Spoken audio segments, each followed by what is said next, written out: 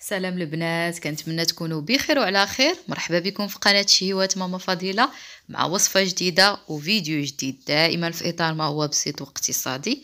أهم حاجة يكون ناجح 100%. ولدي جبت لكم اليوم واحد الكيك اللي هو سهل جدا واقتصادي بزاف بزاف. الكيك اللي غادي نخدموه بجوج ديال البيضات، مكونات اللي هي اقتصاديه، بكريمه اللي هي سهله كتجي رائعه. غنخدموها بدون طراب كهربائي، بدون الخلاط كهربائي، فقط غنخدموا الكيك ديالنا والكريمه فقط بالطراب اليدوي، كتجي رائعه جدا، كتستحق التجربه. كنتمنى باش تتبعوا معايا الفيديو من الاول حتى الاخير باش تعرفوا على المقادير والطريقه. بسم الله، غنبداو على بركه الله. بالنسبه لمقادير الكيك، هنا احتاجيت واحد جوج ديال البيضات اللي كيكونوا بحراره الغرفه، واحد رشيشه الملح، ساشيه ديال الفاني، وهنا زدت واحد الكاس مع مرش ديال السكر سنيده. بالنسبه للناس اللي ما كيبغيوش الحلاوه يمكن لهم ينقصوا ويديروا كاس لاروب اولا نصف كاس. غنحركو حتى كتذوب ديك السنيده وكيتغير اللون ديال الخليط ديالنا.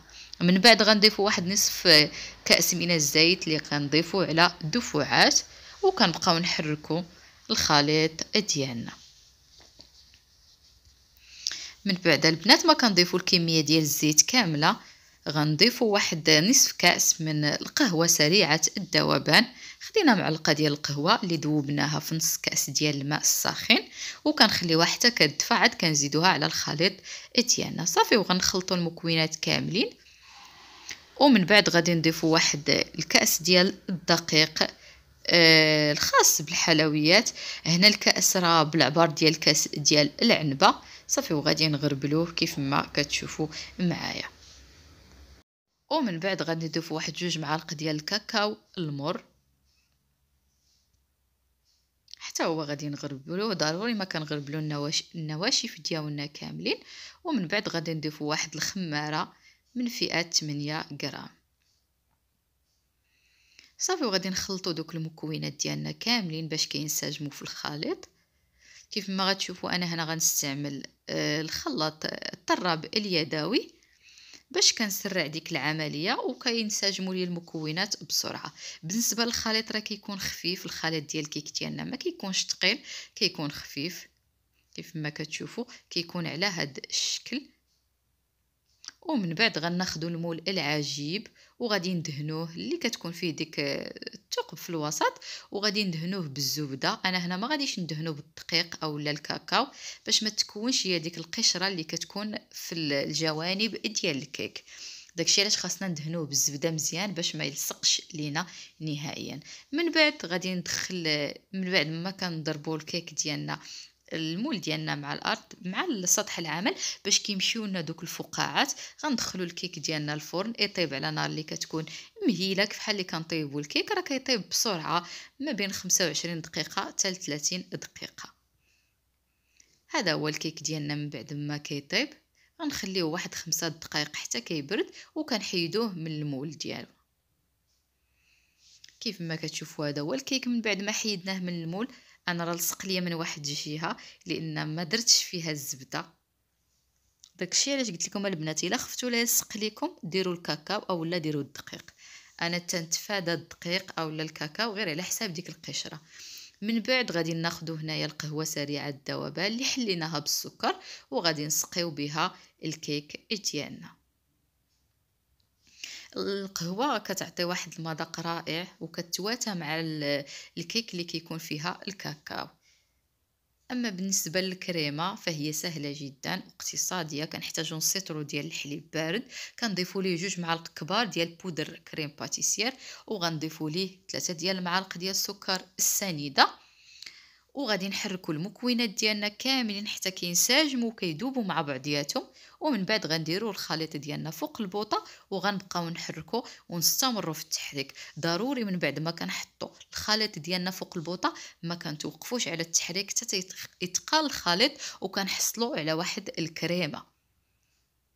كيف ما كتشوفوا هذه الكريمه اللي قلت لكم غنحصلوا عليها. من بعد انا ضفت هنايا واحد الياغورت ديال البيستاش لانه كيعطيه واحد المذاق رائع وكيتواتى مع هاد الكريمه، وكذلك كيخلي الكريمه ديالنا تبقى سلسه يعني ما كتقصحش. مباشره من بعد ما كينسجموا دوك المكونات وكنخلطوا، كنخويو الخليط ديالنا في الكيك، وكنبداو نقادو الكريمه ديالنا على الوجه ديال الكيك. بالنسبه لهذيك الكريمه اللي كتشيط لنا ما كنضيعوهاش، كنحتفظوا بها، كنديروها في الثلاجه. منين كنبغيو نستعملوها كنزيدوا عليها واحد المعلقه كبيره ديال الحليب اللي كيكون بارد وسائل، وكنحركوها فقط بالطراب اليدوي، وكتولي كريمه اللي هي مطلوقه وصالحه للتزيين. كنزينوا بها الكيك الصغار والكيك الكبير. ومن بعد كنغبروا الوجه ديال الكيك ديالنا بالكاكاو كيف ما كتشوفوا على هاد الطريقه. من بعد ما كنغطيو الكريمه ديالنا كامله بالكاكاو، غندخلوا الكيك ديالنا للثلاجه حتى كيبرد تماما. كيف ما كتشوفوا هذا هو الكيك ديالنا من بعد ما كيبرد.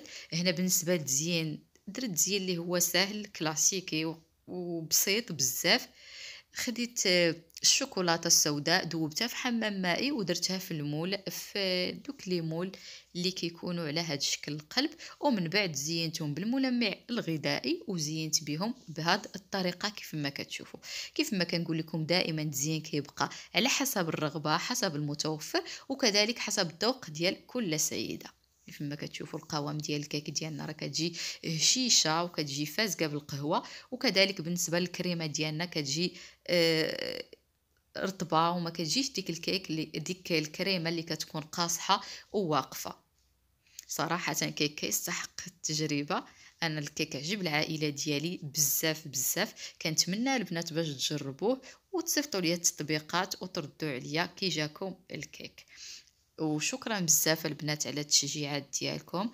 بغيت بزاف نشكر البنات اللي شجعوني من اول فيديو حطيته وباقي مسانديني ومشجعيني وكيامنوا بالوصفات ديالي وكيطبقوهم. كنقول لهم شكرا بزاف بزاف. بالنسبه للناس اللي اول مره كيزوروا القناه كنقول لهم مرحبا بكم. ما تنسوش ديروا ابوني وتفعلوا الجرس باش يبقى يوصلكم دائما جديد القناه. وشكرا والسلام عليكم ورحمه الله تعالى وبركاته.